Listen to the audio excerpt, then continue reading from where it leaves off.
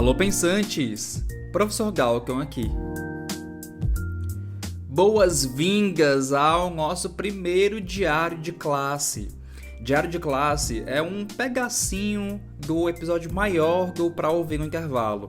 É aquele momento da nossa trajetória de convite, de convivência e de diálogo com algum convidado ou com alguma convidada, em que nós vamos sentar e ouvir uma memória, ou mais de uma memória pedagógica, que esse convidado e essa convidada vai trazer pra gente. Diário de classe, esse diário de categoria, tem como propósito catalogar, juntar essas memórias em um grande álbum auditivo de lembranças de sala de aula, de modo que depois a gente possa resgatar e lembrar desses momentos inspiradores, desafiadores, enfim. Os nossos convidados vão dar o tom aí das suas memórias que vão ser compartilhadas nesse quadro, tá? Esse é um episódio /2/bônus da nossa trajetória de podcast. Conforme o tempo vai passando, a gente vai encontrando um formato para que isso aconteça. Nesse episódio, a gente continua conversando com a professora Alessandra Magalhães, que esteve comigo no episódio 1, conversando sobre a Carteira Nacional Docente do Brasil, a CNDB, e também conversando sobre o desinteresse dos estudantes com relação aos professores em sala de aula. Você pode ouvir esse episódio na página do podcast, no Substack, ou em qualquer aplicativo de áudio de sua preferência, como Spotify, YouTube Music, o próprio YouTube e por aí vai. Se você gostar desse episódio, não esquece de convidar outras pessoas para ouvir também com você, para ouvir no intervalo com você, e também não esquece de deixar seu comentário em qualquer plataforma. Isso ajuda ao projeto chegar a mais pessoas e também mostra que você está aqui comigo e que a gente não está falando sozinho. Até a próxima!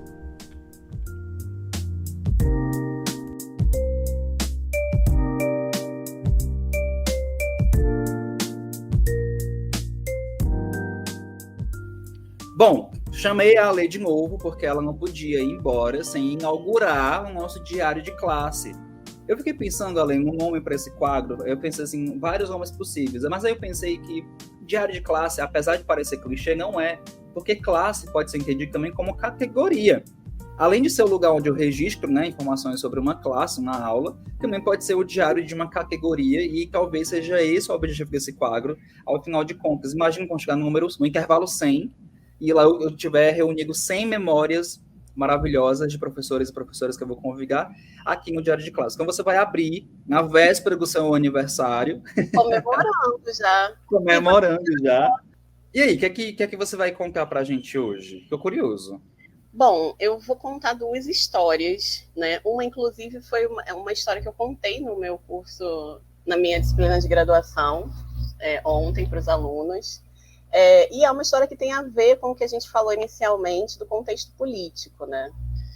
Na minha instituição, a gente tem a nossa liberdade de fazer a nossa ementa, os nossos conteúdos, e aí de uns anos para cá a gente vem abordando, por exemplo, a literatura indígena, literatura indígena e representação indígena, e não é só em uma aula, a gente vem fazendo um bloco, um trimestre estudando, né, os indígenas na literatura, valorizando a autoria indígena e também como os indígenas foram representados e todas as questões indígenas que estão latentes hoje, né? Na época dessa aula foi até o marco temporal, a gente começou a falar do marco temporal. E aí se vira um aluno para mim e fala, professora, mas e o Bolsa FUNAI? E eu pensei, eu que me preparei horrores para dar essas aulas, esse conjunto de aulas, estudei, não pensei em estudar políticas públicas, né, voltadas para os indígenas. Ato falho meu, porque, né, a gente sabe que é uma narrativa em disputa no Brasil ainda, né? Se a gente for falar, né, da importância da cultura indígena, essa é uma narrativa em disputa no Brasil. E eu pensei, não sei o que é Bolsa FUNAI, mas aí, assim, isso tudo passando muito rápido, né, aquela coisa dos segundos passando, eu falei, e aí eu usei, né, o clássico, não sei o que é. Eu não disse assim, não existe. Eu pensei, pode existir, né? Não, eu não conheço. Do que você está falando? Não, professor, o Bolsa FUNAI, como se fosse a coisa mais, assim, né, conhecida e repercutida. Eu pensei, tá, mas de onde veio essa informação, né, porque você quer saber isso por quê. E aí eu entendi que eu não estava mais no campo da literatura ou no campo da cultura indígena, eu já estava na arena pública de debates, né? Então, assim, muito rapidamente também eu fiz essa leitura contextual, que eu estava numa arena pública de debates ali, e a sala de aula é uma arena pública de debates. Então, eu queria desenvolver esse debate. Para mim, isso era interessante também. E ele falou, foi um vídeo que eu vi. Foi um vídeo que eu vi, também é um clássico, né? Da arena pública de debates. Então eu falei, faz o seguinte, me manda esse vídeo que a gente tem, né? Não vou fazer propaganda aqui de qual é o aplicativo que a escola usa, não, tá? Aí ele me mandou e foi muito interessante, né? Porque e assim, eu acho que foi bom ele ter falado, foi muito bom. Ele falou assim, até hoje eu penso, não sei se ele falou porque ele queria saber mesmo, ou se ele queria me provocar, não importa, importa o que ele falou. E aí eu fui pesquisar, e eu fui assistir ao vídeo, e é um rapaz indígena, eu até esqueci de pesquisar o nome dele, muito ato falho, não ato falho, né, mas uma falha minha, eu pensei em pesquisar o nome dele, mas ele faz um humor na internet, né, e era um vídeo em que ele pega um celular, um iPhone, e fala, aqui, comprei com o meu Bolsa Funai, não sei o quê. Mas assim, depois eu pesquisei sobre o rapaz, assim, eu fiquei assim, tá, mas o vídeo é estranho. É claro, o rapaz, ele não tá fazendo humor, ele não vai explicar que, olha, gente, estou aqui fazendo humor. Mas quando eu pesquisei sobre ele, os outros vídeos, eu entendi que ele estava ali fazendo humor, inclusive com esse imaginário social de que os indígenas não trabalham e ficam só recebendo coisas do governo, né? E aí eu fui, levei isso para a sala de aula, falei, gente, ele é um influencer, ele também, ele não só faz humor, né? Ele mostra também a vida onde ele mora, enfim, a cultura indígena e tal. E aí isso foi interessante, porque eu retornei com essa história para a sala de aula, né?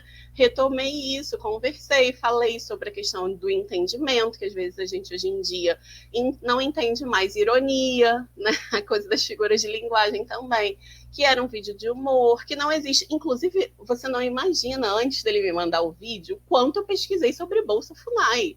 Eu pesquisei horrores sobre Bolsa Funai, até achei uma coisa sobre o apoio que se dá a estudantes indígenas que não têm condições de permanecer na universidade. Mas eu falei, gente, mas essa Bolsa Permanência não é só para indígenas. Na minha escola também tem Bolsa Permanência, né? A gente chama, eu estou falando Bolsa Permanência só para as pessoas entenderem, tem um nome específico, né, em cada instituição, mas eu estou falando Bolsa Permanência, que é para o aluno poder ter transporte, alimentação, enfim, ter condições de se manter na universidade, a permanência do aluno na universidade. E eu fiquei, gente, será que ele está falando disso? Mas se for isso, né, é válido, obviamente válido, né? A gente sempre quer que as pessoas estejam cursando, né? Que elas não abandonam a escola ou a universidade, mas não era, né? Então foi assim, foi muito bom que ele tenha trazido esse debate para a sala de aula como uma provocação.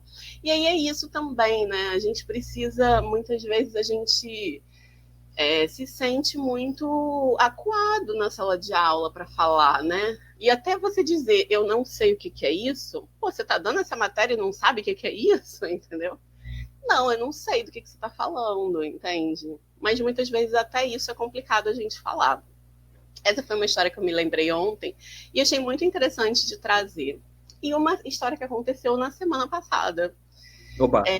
Que vai remontar a 2013, só para vocês terem ideia, entendeu? De como a gente não tem noção de que a gente planta sementes que vão, né, depois de muito tempo, florescer. Eu recebi de uma ex-aluna minha, que agora é uma professora universitária, inclusive, olha que coisa mais bonita isso, né? Uma companheira de trabalho, né, uma professora, eu sempre disse para ela que ela ia ser professora, tá? Mas, enfim, em 2013, numa turma do primeiro ano do ensino médio, a gente adotou caderninhos de leitura. Era uma escola que tinha um projeto de leitura muito forte, né, muito já implementado quando eu entrei, mas assim eu também corroborei para esse projeto de leitura, né? Um projeto tinha uma biblioteca incrível, enfim. E aí os alunos liam, e uma das tarefas do trimestre, acho que era bimestre na época ainda, era registrar no caderninho de leitura. entendeu? E esse caderninho teve uma oficina que eu fiz não lembro se foi numa aula ou fora do tempo de aula, que era para eles encaparem o caderninho. Então o caderninho dela tinha umas formiguinhas, assim, era um tecido branco com umas formiguinhas e tal. E aí o que ela fez? Ela se recordou disso muitos anos depois, né? E aí ela mandou a IA fazer, que ela disse que perdeu o caderninho dela. E ela mandou a IA refazer o caderninho, e ela escreveu um texto sobre esse caderninho de leitura, entendeu? Porque de vez em quando não, no final do trimestre ou bimestre, não lembro, eu pegava e eu comentava o caderninho deles, entendeu? Que eles tinham que ir lendo e registrando, não era diário, né? Mas enfim, eles tinham que registrar. E isso marcou demais ela. Ela é uma leitora, né? Ela é uma grande leitora. Ela é enfermeira, ela é da área da saúde, né? Ela é uma professora hoje, uma universidade em Alagoas. E ela é uma grande leitora. Isso marcou. Ela falou que isso marcou demais, assim, a vida dela. E enfim, tem uma relação afetiva. A gente tem uma relação afetiva muito muito grande, né? E a gente pensa assim, isso é só um método pedagógico. Não, gente, estamos lidando com vidas, né? A gente está lidando com o outro, enfim, não é só um método pedagógico. É um método pedagógico, né? Mas é aquilo que a gente falou, se a gente retomar o início do episódio aqui, foi aquilo que a gente falou, a gente está plantando, né? É uma coisa que talvez não seja para hoje, seja para um futuro, né? E o texto que ela me mandou é um texto, assim, que eu fiquei super emocionada, assim, ela escreveu um texto sobre o caderninho de leitura e me mandou, né? Então eu fiquei muito emocionada, assim. Então acho que eu tenho pensado nisso muito, muito mesmo. A tarefa de educar, ela é uma tarefa grandiosa, entende? Ela é uma tarefa, você sabe disso, né? Não preciso falar para você, mas a gente está falando para outras pessoas que muitas vezes talvez estejam desanimadas. Como eu já estive, como você já esteve, é de momento, né? São ciclos que a gente vive. Então, hoje eu estou totalmente, assim, imersa nessa ideia de quão grandioso é o que eu estou fazendo. Quão grandioso é o que os meus colegas estão fazendo. Uma classe, né?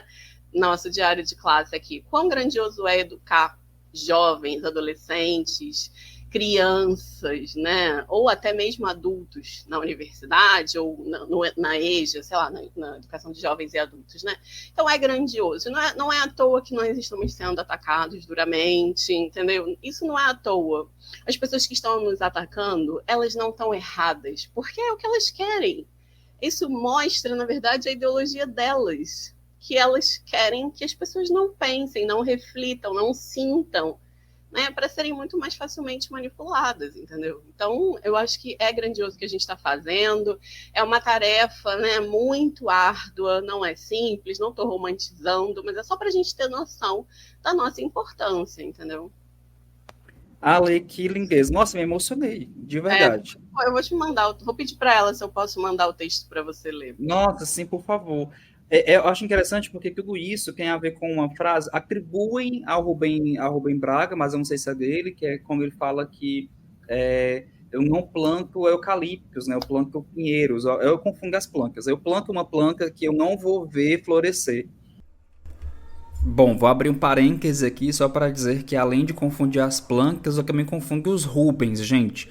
Não foi o Rubem Braga quem disse isso, foi o Rubem Alves, tão genial quanto, mas na área da educação. O Rubem Braga está ali na área da literatura, da crônica, né? E nessa formulação que o Rubem Alves faz, ele está fazendo uma associação, uma reflexão sobre o longo prazo do trabalho com a educação. Mas eu não achei uma fonte que comprovasse que fosse de fato dele essa frase. O que eu achei e que me trouxe à tona essa citação de Rubem Alves foi uma entrevista do Leandro Carnal, um filósofo, que foi colega do Rubem no ensino superior e que dá conta dessa história que ele fala sobre os carvalhos e sobre os eucaliptos. Eu também achei um outro texto do Rubem Alves em que ele fala sobre jequitibás e eucaliptos. E aí fazer uma comparação entre educadores e professores. Na sequência, eu vou deixar o áudio do Leandro Carnal, quando ele fala sobre essa diferença entre plantar eucaliptos e plantar carvalhos. E também vou deixar na descrição desse episódio o link para o texto do Rubem Alves, em que ele compara jequitibás e eucaliptos para falar da diferença entre educadores e professores. Então, este é um momento muito bonito no magistério, que alguém perceba 20, 30 anos depois que aquilo funcionou.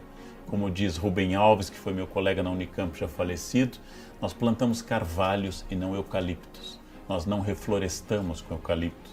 Nós plantamos carvalho. O carvalho é uma ave que se planta para os netos. A educação é um gesto para a próxima geração. Ao contrário do engenheiro e do médico, que no seu erro sofre um processo imediato e um dano imediato, os danos e os benefícios do magistério aparecem só 20, 30, 40 anos depois. Então é um exercício permanente, fundamental. Nem todo mundo precisará em vida de um engenheiro. Alguns talvez nunca precisem consultar um arquiteto. Alguns talvez nunca passem pelo consultório de um psicólogo. Mas todas as funções e todas as pessoas passaram por um professor. Então, assim, educar é semear para um futuro que talvez nem seja o meu. E aí, às vezes, ele volta, né? E às vezes ele volta, e a gente se esquece disso pelo cansaço que esvazia o sentido da coisa na rotina, na rotina de trabalho, né? E necessariamente. E eu acho que diálogos como esse certamente transformam a gente, porque eles voltam a entregar para a gente a consciência dos atos, desautomatiza. Então, eu saio dessa conversa com certeza muito mais desautomatizado, pensando muito sobre como que aquele pequeno gesto, aquele pequeno método pedagógico pode ecoar naquela subjetividade, naquelas localidades, naquelas outras existências, chegando, inclusive, a ressoar muitos anos depois num indivíduo formado, participante da sociedade e, quem sabe, um futuro colega de trabalho. Muito bonito isso. Muito lindo, né? Também acho. Nossa, a primeira página do nosso diário está muito linda. Gostei muito. Quero agora que você convide as pessoas para as coisas, para os projetos que você está tocando na internet, inclusive o Clube de Leitura. Já tinha me esquecido, mas enfim, eu criei um projeto de extensão no Cefet RJ, que é a minha instituição, né? Esse projeto de extensão é um clube de leitura voltado para professores de todas as áreas e de todos os segmentos, da educação infantil à universidade, educação popular, enfim, tudo, EJA, todo mundo, né? E também a área de saúde, teve uma professora de química que participou, né, no primeiro, que foi sobre o Paulo Freire, enfim. E esse clube se chama Na Sala dos Professores. No dia 10 de outubro, às 18 horas, nós vamos ter um encontro sobre o livro da Bell Hooks, que é Ensinando a Transgredir, a Educação como Prática da Liberdade, que ela dialoga bastante com o Paulo Freire, né? Inclusive o subtítulo é aqui no Brasil, né? Agora eu não sei se esse subtítulo está no livro original, que também é de 94, esse livro, né? Acho que eu estou meio que parada na década de 90, mas se a gente for ver, é um livro super atual, fala muito de hoje, né?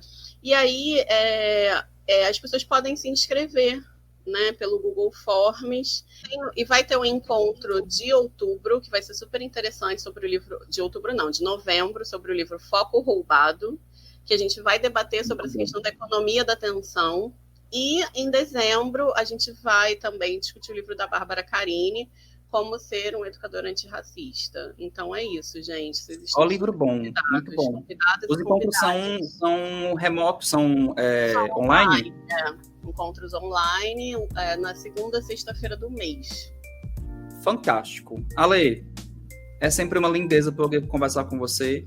Esses anos todos aí que a gente se conhece, a cada ano eu renovo a minha mensagem, que é um presente enorme que você na minha vida, para que a gente possa trocar ideias e que eu possa, inclusive, lembrar de esperançar, que às vezes a gente esquece. E é importante que a gente do nosso lado para lembrar, assim, calma, vamos esperançar junto. Vamos lá.